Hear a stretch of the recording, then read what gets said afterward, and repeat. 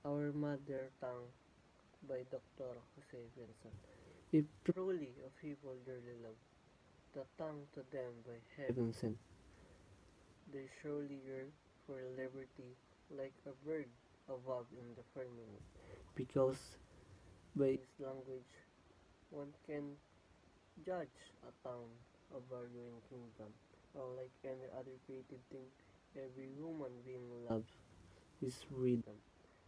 One who doesn't love his native tongue is worse than poultry, fish, and beast, and like a truly precious thing. It therefore deserves to be cherished. In this poem, Our Mother Tongue by Dr. Jose Pelson, the poem argues that linguistic identity is deeply connected to national identity and the pursuit of freedom. Love for one language is presented as a fundamental human characteristic, and its neglect is seen as morally reprehensible.